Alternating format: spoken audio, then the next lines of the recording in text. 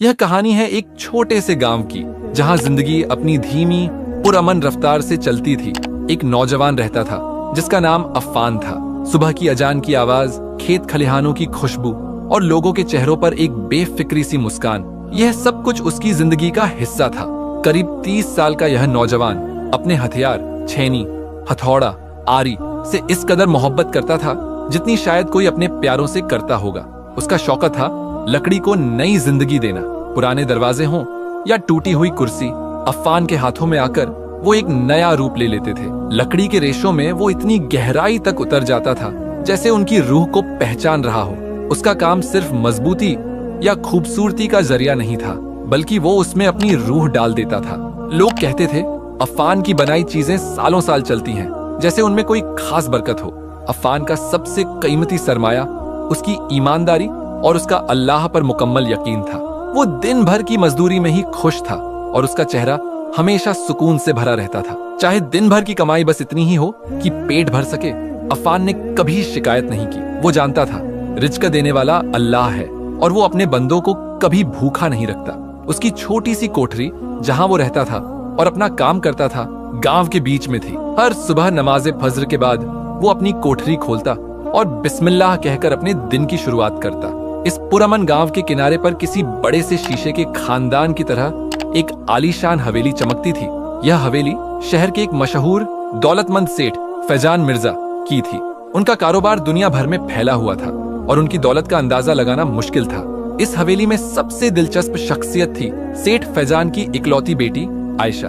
करीब 22 साल की आयशा किसी शहजादी से कम नहीं लगती थी। रेशमी लिबास, चमकती गाड़ियां और हर तरह की ऐशो आराम उसके कदमों में था।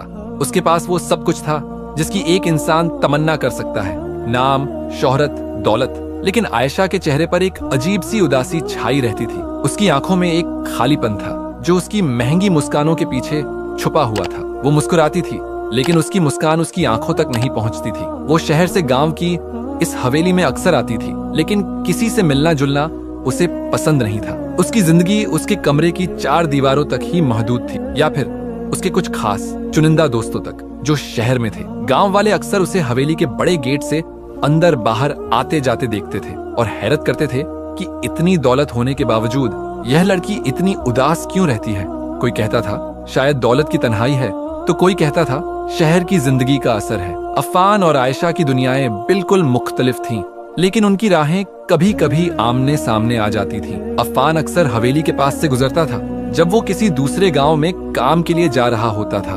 उसने कई बार आयशा को देखा था, कभी बगीचे में तन्हाई में बैठी हुई, कभी अपनी गाड़ी में तेजी से अंदर बाहर होती हुई। अफ़ान ने उसकी आंखों में वो खालीपन महसूस किया था जो अमूमन लोगों को नजर नहीं आता। वो सोचता था अल्लाह ने क्या कुछ नहीं दिया इस लड़की को, फिर भी इसके चेहरे पर यह उदासी क्यों है। उसकी साफ सुथरी सोच में यह बात बार बार घूमती थी। एक बार की बात है, आयशा की गाड़ी हवेली के गेट पर खराब हो गई। गांव के कुछ लोग मदद के लिए दौड़ पड़े। अफ़ान भी उस वक्त वहीं से गुजर रहा था। आयशा गाड़ी के अंदर बैठी थी। उसका चेहरा गुस्से और बेचैनी से सुर्ख हो रहा था। अफ़ान ने दूर से ही देखा, उसने अपने ड्राइवर और सिक्योरिटी गार्ड्स पर चिल्लाना शुरू कर दिया। अफ़ान ने एक पल के लिए सोचा काश मैं कुछ कर पाता इसकी मदद के लिए, लेकिन वो जानता था उसकी दुनिया बहुत अलग थी। वो एक गरीब कारपेंटर था और वो एक अमीरजादी। उनके बीच कोई राब्ता नहीं हो सकता था। कम से कम अफ़ान तो यही समझता था, लेकिन यह ख्याल उसके जहन में बार बार आता था। आयशा की अधूरी मुस्कान, उसकी आंखों का खालीपन। अफ़ान अपनी कोठरी में बैठा लकड़ी को घिस रहा होता और सोचता अल्लाह ने मुझे सुकून दिया है, अपनी छोटी सी जिंदगी में खुश रखा है। यह दौलत, यह शोहरत, क्या यह सब कुछ नहीं है। वो अपनी नमाजों में अल्लाह का शुक्र अदा करता और उस लड़की के लिए भी दिल ही दिल में दुआ करता, शायद अल्लाह ताला उसकी तकलीफ दूर करे। अफ़ान का दिल एक मासूम और पकीजा दिल था जो हर किसी के लिए भला सोचता था, चाहे वो उसकी दुनिया का हो या ना हो। यह वही दिल था जो उसे रात की तन्हाई में अल्लाह की याद दिलाता था और वही दिल था जो उसे लोगों की खिदमत करने पर उभरता था। उसकी जिंदगी सिंपल थी, लेकिन उसकी रूह बहुत अमीर थी। वो समझता था कि हकीकी दौलत सिर्फ मालो दौलत नहीं होती, बल्कि वो तो दिल का सुकून, ईमान की मजबूती और अल्लाह की रजा होती है। और यह सब कुछ अफ़ान के पास भर भर के था। वो खुश था, पुरअमन था और मुकम्मल तौर पर मुतमिन था। लेकिन उसके अंदर कहीं ना कहीं उस अमीरजादी लड़की आयशा के लिए एक बेचैनी जरूर थी। उसकी उदासी अफ़ान के दिल पर असर करती थी और वो सोचता था, क्या कभी यह लड़की भी सुकून की जिंदगी जी पाएगी? क्या कभी उसके चेहरे पर भी वो सच्ची मुस्कान दिखेगी जो दिल से निकलती है, जुबान से नहीं? यह सवाल उसके दिमाग में घूमते रहते थे और शायद अल्लाह ने इस सवाल का जवाब देने के लिए ही कुछ और ही तकदीर लिखी थी। वक्त गुजरता गया, गांव की जिंदगी अपनी रफ्तार से चलती रही, लेकिन आयशा की हवेली में एक अजीब सी बेचैनी बढ़ती जा रही थी। गांव वाले दूर से ही महसूस करते थे कि अंदर कुछ ठीक नहीं। आयशा अब पहले से भी ज्यादा तन्हाई पसंद हो गई थी। वो दिन भर अपने कमरे में बंद रहती या फिर रात को देर तक बगीचे में बेचैनी से घूमती रहती। उसकी आंखों के नीचे गहरे हल्के पड़ गए थे, जैसे उसने कई रातों से नींद न ली हो। उसकी खूबसूरती धीरे धीरे मुरझा रही थी और उसके चेहरे पर एक मुसलसल खौफ और परेशानी की झलक थी। कभी कभी हवेली के अंदर से उसके चिल्लाने की आवाजें आती थीं, जैसे वो किसी से लड़ रही हो। मगर अंदर कौन था? सिर्फ उसके नौकर और 2-3 गार्ड्स। क्या वो उन पर चिल्लाती थी या किसी और से? ये एक राज था जो हवेली की ऊंची दीवारों में कैद था। अफ़ान एक बहुत ही गौर से देखने वाला और समझदार इंसान था। उसकी आंखें सिर्फ लकड़ी के रेशों को नहीं बल्कि इंसानों के चेहरों की गहराइयों को भी पढ़ सकती थी। वो जब भी हवेली के पास से गुजरता, आयशा को दूर से देखता। उसने देखा कि आयशा अक्सर रात को हवेली की छत पर खड़ी होती और अंधेरे में दूर कहीं घूरती रहती। उसका चेहरा तनाव से भरा होता। एक दिन अफ़ान अपनी कोठरी के बाहर बैठा काम कर रहा था, तभी आयशा की गाड़ी तेजी से हवेली से बाहर निकली और उसी तेजी से गांव के रास्ते पर निकल गई। लेकिन गाड़ी के पीछे एक और साए जैसी गाड़ी चल रही थी। अफ़ान ने हैरत से देखा, ये क्या हो रहा है? उसने गांव के कुछ लोगों से बात की, क्या आपने फैजान मिर्जा साहब को देखा है? उनकी बेटी बहुत परेशान लगती है। लोगों ने गर्दन हिलाई। सेठ फैजान तो कई महीनों से यहाँ नहीं आए। उनका बिजनेस शायद अब विदेश में ही ज्यादा है। अफ़ान को समझ आया कि आयशा बिल्कुल अकेली है यहाँ। उसकी यह बेचैनी, यह खौफ, अकेलापन, यह सब कुछ उसे अंदर ही अंदर खा रहा था। एक शाम तेज बारिश हो रही थी, बिजली कड़क रही थी। अफ़ान अपनी कोठरी में बैठा था और बाहर तूफानी मौसम था। अचानक उसने हवेली की तरफ से एक चीख सुनी। एक लम्हे को तो उसे लगा कि उसने गलती सुनी है, लेकिन फिर दोबारा वही चीख और इस बार ज्यादा तेज। अफ़ान का दिल घबरा गया। वो अपनी जगह से उठा। उसका ईमान उसे रोक नहीं सकता था। वो जानता था कि किसी इंसान को तकलीफ में देखकर खामोश रहना बहुत बड़ी गलती है। अल्लाह उससे इसका हिसाब लेगा। उसने अपनी लालटेन ली और बारिश में निकल पड़ा हवेली की तरफ। जब वो हवेली के करीब पहुंचा तो उसने देखा कि हवेली के गेट के बाहर कुछ लोग खड़े हैं और अंदर गार्ड से बहस कर रहे हैं। वो लोग ठीक से दिख नहीं रहे थे बारिश और अंधेरे में, लेकिन उनकी आवाजें बहुत तेज थीं। वो कह रहे थे, हम अंदर जाएंगे, हमें वो दस्तावेज चाहिए। आयशा की आवाज अंदर से आई, मैं नहीं दूंगी, यह अब्बू की अमानत है। फिर एक जोर की चीख। अफ़ान का खून खौल उठा। ये लोग कौन थे? आयशा को किस चीज की धमकी दे रहे थे? अफ़ान ने हिम्मत की और गेट के करीब पहुंचा। गार्ड ने उसे देखा और बोला, ए कारपेंटर, यहाँ क्या कर रहे हो? जाओ अपने घर। अफ़ान ने अपनी आवाज में मजबूती लाई। अंदर से चीखें आ रही हैं। क्या हो रहा है? गार्ड्स ने उसे धक्का देने की कोशिश की, लेकिन तभी हवेली के अंदर से एक और जोर की आवाज आई। आयशा थी वो। तुम लोग क्या कर रहे हो? निकल जाओ मेरे घर से। और फिर एक जोर की थप्पड़ की आवाज। अफ़ान से रहा नहीं गया। उसकी आंखों में गुस्सा भर गया। वो जानता था कि वो अकेला कुछ नहीं कर सकता, लेकिन उसने एक पल के लिए भी अल्लाह पर से यकीन नहीं खोया। उसने जोर से आवाज दी, ए जालिमो, अल्लाह को याद करो। उस गरीब लड़की को तकलीफ देना छोड़ दो। उसके इतना कहने पर अंदर से कुछ लोगों की परछाइयां बाहर आईं और उनमें से एक ने दूर से ही धमकाया, ए बूढ़े, दूर रह वरना जान से मार देंगे। अफ़ान बूढ़ा नहीं था, लेकिन उसकी सादगी और मासूमियत को देखकर उन जालिमों ने उसे बूढ़ा समझ लिया। अफ़ान थोड़ा पीछे हटा, लेकिन उसका दिल अब भी उस लड़की के लिए दुआ कर रहा था। उसने देखा कि अंदर से कुछ गार्ड्स ने उन लोगों को रोकने की कोशिश की और फिर गेट अंदर से बंद हो गया। बारिश तेज हो चुकी थी और अफ़ान को समझ नहीं आ रहा था कि अब वो क्या करे। उसकी रूह बेचैन थी। उस रात अफ़ान ने मुश्किल से ही नींद ली। उसने मुसलसल आयशा की सलामती के लिए दुआ की। उसने सोचा कि शायद अल्लाह ताला उससे ही आयशा की मदद का जरिया बनाएगा। यह उसके दिल में एक अजीब सा एहसास था, जैसे अल्लाह ने उसे इस मुश्किल में डालने के लिए चुना हो। अगली सुबह जब सूरज निकला तो अफ़ान ने अपने आप को ज्यादा मजबूत महसूस किया। उसने तय कर लिया था कि वो इस मामले में जरूर कुछ करेगा, चाहे उसकी जान ही क्यों न चली जाए। उसने अपने रब पर भरोसा किया और अपने काम पर लग गया। लेकिन उसके दिमाग में अब भी वो चीख, वो बेचैनी और वो अधूरी मुस्कुराहट थी। उसने सोचा, अगर मैं इस दौलतमंद घर के अंदर नहीं जा सकता तो क्या मैं बाहर से कुछ कर सकता हूँ। उसकी निगाहों में अब एक अज़्म था, एक इरादा था।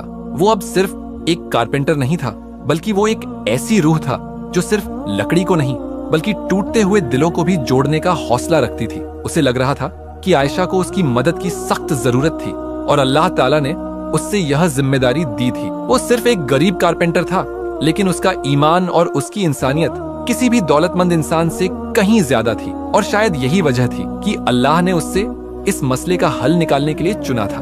वो सोच रहा था कि उस लड़की को किस तरह मदद कर सकता है। उसके पास न कोई पावर थी, न कोई रिश्ता, सिर्फ उसका ईमान, उसका साफ दिल और उसकी हिम्मत। और कभी कभी यही 3 चीजें दुनिया की सबसे बड़ी ताकतों से भी ज्यादा मजबूत होती हैं। आयशा की हवेली में अब खामोशी छाई हुई थी, वो गहरी खामोशी जो किसी बड़े तूफान से पहले आती है। लेकिन इस खामोशी में भी एक अजीब सा तनाव और बेचैनी थी। आयशा ने उस रात के बाद से अपने आप को और भी अंदर बंद कर लिया था। उसके नौकर भी उसे देखकर डरते थे। वो जानते थे कि मालकिन बहुत तकलीफ में है, लेकिन क्या कर सकते थे। उस रात जब वो जालिम लोग हवेली पर हमला कर रहे थे, आयशा ने अपने वालिद के कुछ पुराने कागजों को छिपाने की कोशिश की थी। वो दस्तावेज इतने कीमती थे और इतने खतरनाक कि अगर वो गलत हाथों में पड़ जाते तो उसके वालिद का पूरा कारोबार, उनकी इज्जत और शायद उनकी जान भी खतरे में पड़ सकती थी। ये वो दस्तावेज थे जो उनके कारोबार के गंदे राजों को उजागर कर सकते थे और उनकी गैर कानूनी डीलिंग्स का सबूत थे। आयशा के वालिद फैजान मिर्जा ने उससे अपनी तकलीफ में सिर्फ इतना बताया था कि ये दस्तावेज उसकी जान है और उसे उन्हें किसी भी कीमत पर बचाना है। लेकिन उन्होंने ये नहीं बताया था कि ये दस्तावेज इतने खतरनाक क्यों हैं और उन्हें कौन ढूंढ रहा है। आयशा इस बोझ के तले दबी जा रही थी। एक दिन सुबह हवेली के मैनेजर ने अफ़ान की कोठरी का दरवाजा खटखटाया। अफ़ान हैरान हुआ। उसने दरवाजा खोला। मैनेजर ने कहा, मालकिन आयशा ने आपको बुलाया है। उन्हें तुरंत एक कारपेंटर की जरूरत है, बहुत जरूरी काम है। अफ़ान का दिल एक लम्हे के लिए तेज धड़का। वो जानता था कि ये कोई मामूली काम नहीं होगा। मैनेजर ने उसे हवेली के अंदर बुलाया। ये पहली बार था जब अफ़ान हवेली के अंदर गया था। वो अंदर से भी उतनी ही आलीशान थी जितनी बाहर से, लेकिन हर चीज पर एक उदासी की चादर छड़ी हुई थी। जब अफ़ान आयशा के कमरे में पहुंचा तो उसने देखा कि आयशा बैठी हुई है। उसका चेहरा बिल्कुल सफेद था और उसकी आंखों में वही खौफ था जो अफ़ान ने बाहर से महसूस किया था। आयशा ने अफ़ान को देखा और उसकी आवाज में तकलीफ थी। मेरा नाम आयशा है, मुझे आपकी मदद चाहिए। अफ़ान ने अदब से कहा, मेरा नाम अफ़ान है, मैं आपकी क्या खिदमत कर सकता हूँ। आयशा ने उससे एक दीवार की तरफ इशारा किया। मुझे यहाँ एक सीक्रेट कंपार्टमेंट बनवाना है, ऐसा कंपार्टमेंट जो किसी को न मिले और बहुत मजबूत हो। अफ़ान ने दीवार को गौर से देखा। वो ईंट की दीवार थी। इसमें बहुत महारत लगेगी मालकिन, और शायद टाइम भी। आयशा ने तुरंत कहा, टाइम की फिक्र मत करो और पैसे की भी, बस ये काम आज ही होना चाहिए और किसी को इसके बारे में पता ना चले। ये मेरा और आपका राज रहेगा। आयशा की आवाज में एक ऐसी बेचैनी थी कि अफ़ान समझ गया कि मामला बहुत गंभीर है। उसने हाँ कह दी। आयशा ने उससे कुछ पुराने डिजाइन्स और नाप दिए जो शायद उसके वालिद ने बनवाए थे। ये पापा ने बनवाए थे जब उन्हें कुछ चीजें छिपानी होती थी। शायद ये आपके काम आएंगे। अफ़ान ने वो डिजाइन्स देखे, वो उसके लिए बहुत नायाब थे। आयशा ने उसे एक ब्रीफकेस भी दिखाया जो दस्तावेजों से भरा था। ये मेरी जिंदगी है, उसने सिसकते हुए कहा। ये वो चीजें हैं जिन्हें वो लोग ढूंढ रहे हैं। अगर ये उनके हाथ लग गए तो मेरा सब कुछ बर्बाद हो जाएगा, मेरी जिंदगी भी। अफ़ान ने उसकी तकलीफ महसूस की। उसने उससे कहा, अल्लाह पर भरोसा रखो मालकिन, मैं पूरी कोशिश करूंगा। उसने आयशा की आंखों में देखा और उसने वहां एक ऐसी बेपनाह तन्हाई देखी जो उसकी सारी दौलत को भी फीका कर रही थी। अफ़ान ने अपना काम शुरू किया। वो लकड़ी का एक खास हिस्सा बना रहा था जो दीवार में इस तरह फिट हो जाए कि किसी को उसके होने का एहसास भी ना हो। वो एक एक औजार को बहुत एहतियात से इस्तेमाल कर रहा था। आयशा उसके पास बैठी उसे देखती रही। अफ़ान ने काम करते हुए उससे कहा, मालकिन, तकलीफें जिंदगी का हिस्सा होती हैं, लेकिन अल्लाह कभी अपने बंदों को अकेला नहीं छोड़ता। हम सिर्फ उससे दुआ कर सकते हैं और सब्र कर सकते हैं। आयशा ने उसकी तरफ देखा। उसके लिए अफ़ान की बातें अजीब थीं। उसने कभी किसी से ऐसी बात नहीं सुनी थी। उसके वालिद ने उसे हमेशा यही सिखाया था कि दौलत ही सब कुछ है और पावर ही असली चीज है। लेकिन अफ़ान की बातों में एक सुकून था जो उसके दिल को छू रहा था। आयशा ने उससे बताया, मेरे अब्बू ने बहुत पैसे कमाए हैं लेकिन शायद गलत तरीकों से, और अब उसकी सजा मुझे मिल रही है। वो लोग जिन्होंने मेरे अब्बू को धोखा दिया, अब वही मुझे धोखा देना चाहते हैं, और ये दस्तावेज उनके खिलाफ सबूत है। आयशा की आवाज टूट रही थी। मेरे अब्बू पिछले महीने से लापता हैं। शायद उन्हें उन लोगों ने ही कैद कर लिया है, या फिर अल्लाह न करे कुछ बुरा हो गया है। उसने आंखों में आंसू भर लिए। अफ़ान ने अपना काम रोक दिया। उसने अपनी हथौड़ी नीचे रखी और आयशा की तरफ देखा। आपकी तकलीफ मैं समझ सकता हूँ मालकिन, लेकिन अल्लाह का इंसाफ देर से ही सही आता जरूर है, और वो कभी किसी मजलूम को अकेला नहीं छोड़ता। अगर आपके अब्बू ने कुछ गलत किया भी है तो उसका हिसाब वही देंगे। आपको उनके गुनाहों की सजा नहीं मिलनी चाहिए, लेकिन आपको सच का साथ देना होगा। सच्चाई में ही अल्लाह की मदद होती है। आयशा ने हैरत से अफ़ान को देखा। उसकी बातें उसके दिल को सुकून दे रही थीं। उसने कभी किसी से इतनी सच्ची, इतनी पाकीज़ा बात नहीं सुनी थी। उसके आसपास हमेशा मतलब के लोग रहे थे जो सिर्फ उसकी दौलत के लिए उसके पास थे, लेकिन अफ़ान को उससे कुछ नहीं चाहिए था। वो सिर्फ इंसानियत के नाते उसकी मदद कर रहा था। अफ़ान ने फिर से काम शुरू किया और आयशा को अपने काम में मशगूल देखकर थोड़ा सुकून मिला। उसने महसूस किया कि अफ़ान सिर्फ कारपेंटर नहीं, बल्कि उससे ज्यादा कुछ है। वो एक ऐसी रूह है जो उसकी तकलीफ को बिना कहे समझ सकती है, और शायद अल्लाह ने उसी को उसकी मदद के लिए भेजा है। जब तक अफ़ान अपना काम कर रहा था, आयशा उसकी बातें सुनती रही। उसके लिए ये एक नया तजुर्बा था, एक ऐसा तजुर्बा जो उसके दिल की गहराइयों तक असर कर रहा था। उसे लग रहा था कि शायद उसकी जिंदगी में कोई उम्मीद की किरण अभी भी बाकी है, और वो किरण ये सिंपल सा कारपेंटर अफ़ान है। अफ़ान ने दिन भर मेहनत की। उसने बिना रुके, बिना थके वो सीक्रेट कंपार्टमेंट बनाने में अपनी पूरी जान लगा दी। हर चिजल का निशान, हर लकड़ी का हिस्सा उसने इस तरह से फिट किया जैसे वो अपनी ही जान का हिस्सा बना रहा हो। उसकी महारत इतनी कमाल की थी कि आयशा भी उसे देखकर दंग रह गई। शाम तक कंपार्टमेंट बनकर तैयार हो गया। वो इतना बेहतरीन बना था कि दीवार में उसका कोई निशान भी नहीं दिख रहा था, बिल्कुल साफ और बहुत मजबूत। अफ़ान ने आयशा को उसको खोलने और बंद करने का तरीका समझाया। यह सिर्फ आपको ही पता होगा मलिका, उसने कहा। आयशा ने उस ब्रीफकेस को कंपार्टमेंट में रखा। उसके चेहरे पर अब थोड़ा सुकून था, लेकिन फिर भी एक डर छाया हुआ था। अफ़ान ने उसे तस्कीन दी, इंशाअल्लाह अब आप महफूज हैं, अब कोई इस तक नहीं पहुंच पाएगा। आयशा ने अफ़ान का शुक्रिया अदा किया। आपका बहुत बहुत शुक्रिया अफ़ान, आपने मेरी बहुत बड़ी मदद की है। मैं आपकी ये एहसान कभी नहीं भूलूंगी। अफ़ान ने मुस्कुराया। एहसान नहीं मलिका, यह मेरा फर्ज था, और अल्लाह ने मुझे इस काम के लिए चुना। वो वहां से जाने लगा, लेकिन आयशा ने उसे रोका। अफ़ान, क्या आप आज रात यहाँ रुक सकते हैं? मुझे डर लग रहा है, आपकी मौजूदगी से मुझे हिम्मत मिलेगी। अफ़ान ने एक पल सोचा। वो ऐसे किसी हवेली में रुकने का आदी नहीं था, लेकिन उसने आयशा की आंखों में वो खौफ देखा और उसे ना नहीं कह सका। ठीक है मलिका, मैं रुक जाऊंगा, आप फिक्र न करें, अल्लाह बेहतर करेगा। रात गहरी होती जा रही थी। हवेली में खामोशी छाई हुई थी। अफ़ान हवेली के लॉन में ही एक बेंच पर बैठा अल्लाह का जिक्र कर रहा था। आयशा अपने कमरे में थी, लेकिन उसकी नींद आंखों से कोसों दूर थी। वो बार बार उस कंपार्टमेंट की तरफ देखती जिसमें उसकी जिंदगी कैद थी। अचानक रात के करीब 2 बजे हवेली के मेन गेट पर जोर जोर से दस्तक हुई। दस्तक इतनी तेज थी कि पूरी हवेली हिल गई। आयशा घबरा गई। वो समझ गई कि वो लोग आ गए हैं। गार्ड्स ने गेट खोलने से मना कर दिया। बाहर से आवाजें आने लगीं, गेट खोलो वरना हम तोड़ देंगे, हमें मालूम है डॉक्यूमेंट्स यहाँ हैं। आयशा का दिल जोरों से धड़कने लगा। अफ़ान भी आवाज सुनकर फौरन उठ खड़ा हुआ। उसने देखा कि गेट पर कुछ लोग थे और उनके हाथ में कुछ हथियार थे। वो जबान से कुछ ज्यादा ही दिलेर थे। उनमें से एक बड़ा आदमी जोर से चिल्ला रहा था, आयशा मिर्जा बाहर आ जाओ, तुम्हारे अब्बू ने हमारा बहुत नुकसान किया है, अब तुम्हें भरना होगा। अफ़ान को समझ आ गया कि ये वही लोग हैं जो आयशा के अब्बू के कारोबार से जुड़े हुए थे और अब वो बदला लेने आए थे। वो लोग गेट तोड़कर अंदर घुस आए। हवेली के गार्ड्स ने उन्हें रोकने की कोशिश की, लेकिन वो बहुत ज्यादा थे और हथियारों से लैस थे। गोलियों की आवाज आने लगी। आयशा चीख पड़ी। अफ़ान ने हिम्मत नहीं हारी। उसने आयशा को आवाज दी, मल्लिका अपने कमरे में अंदर रहना, गेट बंद कर लेना। अफ़ान अपनी जगह से उठा और हवेली के अंदर की तरफ भागा। उसके हाथ में सिर्फ उसकी आरी और छेनी थी।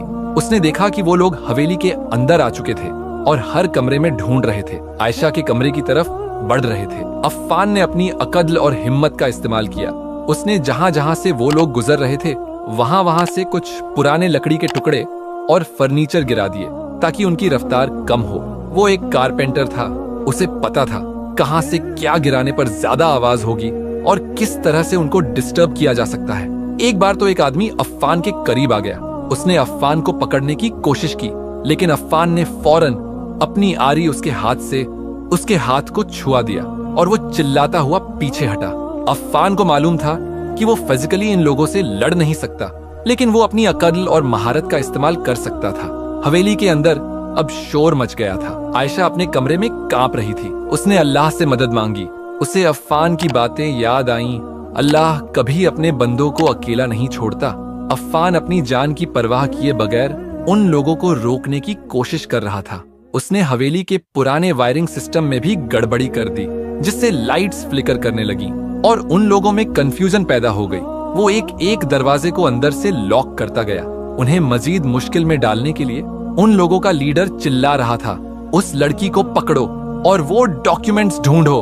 अफ़ान उनके रास्ते में बार बार आ रहा था। उसने एक पुराना लकड़ी का संदूक उठाया और उसे दरवाजे के सामने गिरा दिया, जिससे उनका रास्ता रुक गया। वो लोग अफ़ान की हिम्मत से हैरान थे।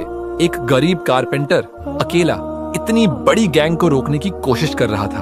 अफ़ान ने अल्लाह का नाम लिया और अपनी पूरी हिम्मत से काम करता रहा।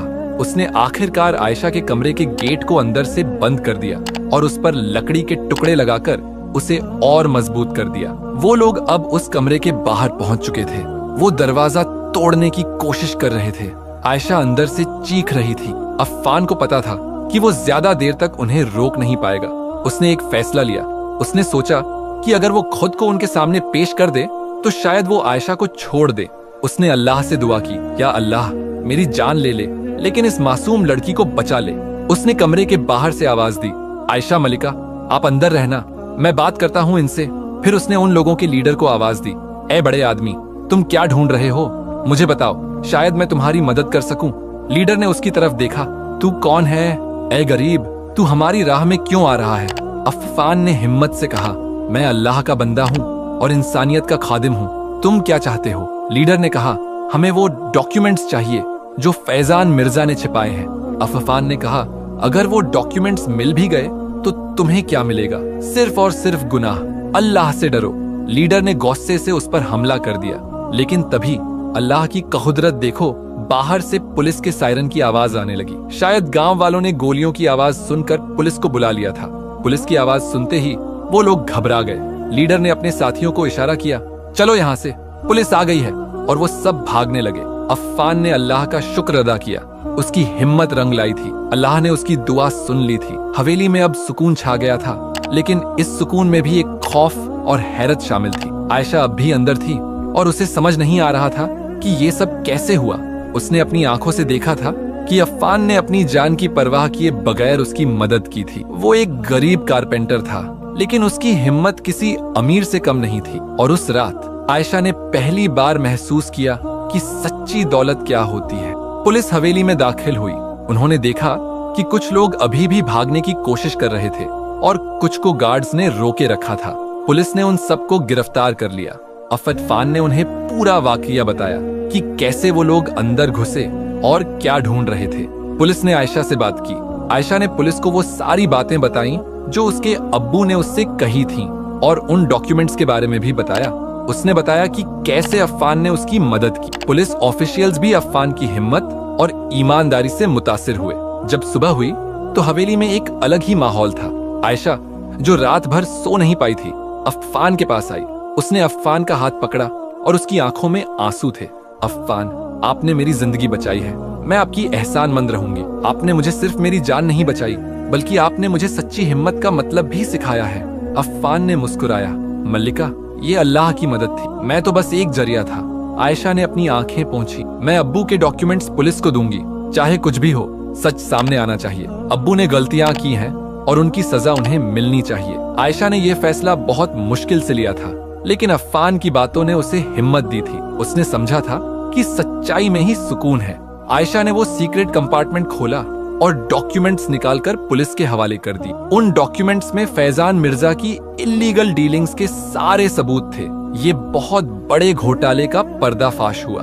पुलिस ने फैजान मिर्जा की तहकीकात शुरू की और कुछ ही दिन बाद उन्हें किसी और शहर से ढूंढ निकाला जहां उन्हें उन्हीं लोगों ने कैद कर रखा था जिन्हें वो डॉक्यूमेंट्स चाहिए थे। फैजान मिर्जा को भी गिरफ्तार कर लिया गया, उन पर मुकदमा चला।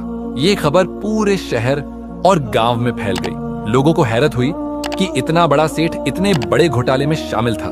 आयशा की दुनिया एक पल में बदल गई। उसके वालिद जेल में थे, उनका कारोबार जब्त हो गया, दौलत का पहाड़ रेत की तरह बिखर गया। अब आयशा वो अमीरजादी नहीं रही थी जिसके पास सब कुछ था। हवेली भी बिक गई क्योंकि फैजान मिर्जा के कारोबार में जितना भी पैसा लगा था वो सब इल्लीगल तरीकों से कमाया गया था। आयशा को कुछ भी नहीं मिला, वो बिल्कुल गरीब हो गई। उसके वो दोस्त जो उसकी दौलत के लिए उसके पास थे वो सब छोड़कर चले गए। आयशा बिल्कुल अकेली थी, लेकिन इस गुर्बत में भी आयशा ने सुकून महसूस किया। वो दौलतमंद थी तब भी उदास थी, अब वो गरीब थी लेकिन उसके दिल में एक अजीब सा इत्मीनान था। उसने अफ़ान की बातें याद की, सच्चाई में ही अल्लाह की मदद होती है। उसने अपनी जिंदगी का नया मकसद तलाश किया। वो अब गांव में ही रहने लगी, एक छोटे से घर में, बिल्कुल सिंपल जिंदगी। उसने अपनी एजुकेशन का इस्तेमाल किया और गांव के बच्चों को पढ़ाना शुरू किया। उसकी आंखों में अब वो खालीपन नहीं था, उसके चेहरे पर अब वो मुस्कुराहट थी जो उसकी आंखों तक पहुंचती थी, जो दिल से निकलती थी। वो सुबह अल्लाह का शुक्र अदा करती और रात को सुकून से सोती।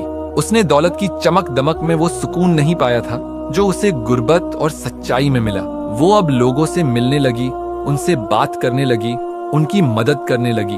उसने समझा कि असली खुशी लोगों के दिलों में जगह बनाने में है, ना कि बैंक बैलेंस में। अफ़ान अपनी कोठरी में वापस चला गया। वो वही कारपेंटर था जो पहले था, लकड़ी को नया रूप देता, लोगों की खिदमत करता और अल्लाह का शुक्र अदा करता। लोगों ने उसे पहले से भी ज्यादा इज्जत देना शुरू कर दिया। वो जानते थे कि उसने एक मासूम लड़की की मदद की है और सच का साथ दिया है। अफ़ान कभी भी अपनी मदद का जिक्र नहीं करता था और ना ही उसने आयशा से किसी चीज की तलब की। वो बस अपने काम में लगा रहता। जब आयशा उससे मिलने आती थी तो उसके चेहरे पर एक सच्ची खुशी होती थी। वो अफ़ान की शुक्रगुजार थी। उसने अफ़ान से कजुरान और दीन के बारे में सीखना शुरू किया। उसने समझा कि जिंदगी का असली मकसद क्या है। वो अल्लाह के करीब हो गई। उसने तहज्जुद की नमाज पढ़ना शुरू की और उसकी जिंदगी में एक रूहानी सुकून आ गया। ये कहानी बताती है कि दौलत और शोहरत इंसान को सुकून नहीं दे सकती। सच्चा सुकून और खुशी अल्लाह की रजा में, ईमान की मजबूती में और इंसानियत की खिदमत में है। अफ़ान जैसा एक गरीब कारपेंटर भी अल्लाह के नजदीक बहुत बुलंद मर्तबा पा सकता है अगर उसके दिल में ईमानदारी, हमदर्दी और अल्लाह पर मुकम्मल यकीन हो। और आयशा जैसी एक अमीरजादी भी सब कुछ खोने के बाद असल सुकून पा सकती है अगर वो सच्चाई और सब्र का रास्ता इख्तियार करे। अल्लाह का इंसाफ देर से ही सही आता जरूर है और वो अपने बंदों को कभी अकेला नहीं छोड़ता, चाहे कितनी भी मुश्किलात आ जाए। बस हमें उस पर भरोसा रखना चाहिए और सही रास्ते पर चलना चाहिए। अपने अंदर की गुर्बत को अपनी दौलत समझना चाहिए, क्योंकि वही असल दौलत है जो हमारे साथ आखिरत तक जाएगी। ये सिर्फ एक कहानी नहीं, ये एक गहरा सबक है जो हमारे दिलों को रोशन करता है। अगर आपको यह कहानी पसंद आई हो और आप ऐसी कहानियां सुनना चाहते हैं तो हमारे चैनल को सब्सक्राइब करना न भूलें। बेल आइकन को दबाएं ताकि आपको हमारी हर नई कहानी का पता चल सके। हम आपके लिए ऐसी और भी कहानियां लेकर आएंगे जो आपको जरूर पसंद आएंगी।